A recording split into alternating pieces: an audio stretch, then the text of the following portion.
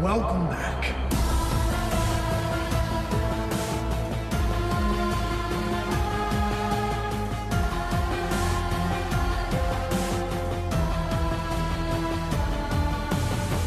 I was very happy when they announced they were making a sequel and knowing that Emma was going to be back and Piper and Elizabeth and Matthew. I cried, because they're like a second family to me.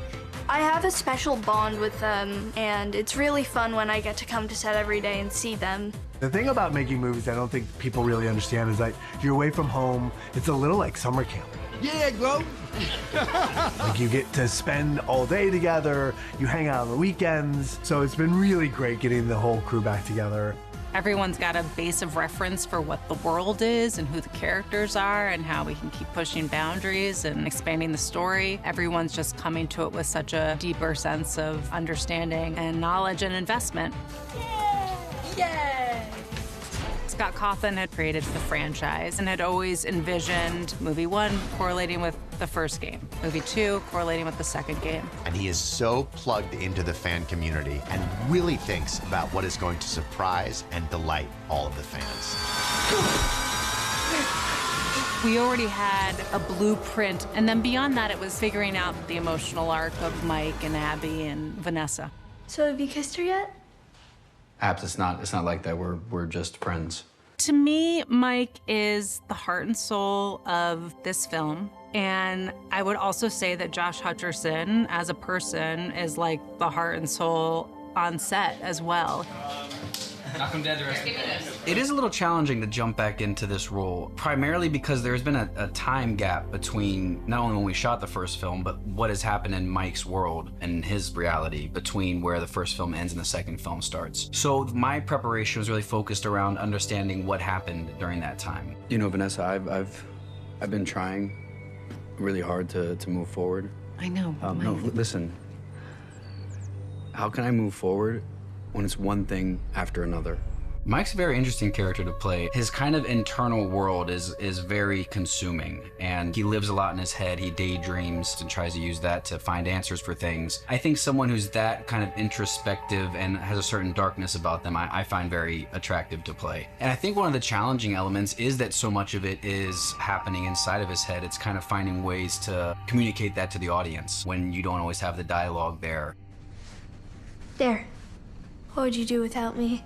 I rewatched the first movie to remind myself of what Vanessa's been through, which was such an interesting way to come back to a character. I do think after playing a character for so long, a piece of it stays with you. And I think for me, that image has always been the colored drawing of the kids and the yellow rabbit. And then suddenly that backstory comes back to me. I'm surprised you haven't tried to fix your friends yourself. I bet you could. Abby Schmidt, she's had a lot of character development from the first to the second movie.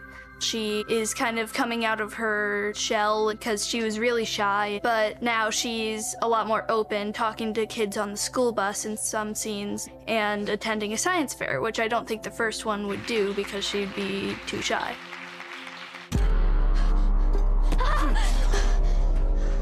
You will always be mine. One of the most interesting things about playing William Afton is his transformation. In the game and in the movies, he is basically the center of evil for the entire universe. And when you think of evil, you think of Matthew Lillard. I love working with Matthew because he gives 110% to whatever he's working on, and he's having to wear this large animatronic suit, which I think kind of immediately puts him into the headspace of this really dark, evil character. And Matthew's such a lovely, kind-hearted man. It's impressive to watch that switch. You can't keep me here. Don't you know you're my favorite?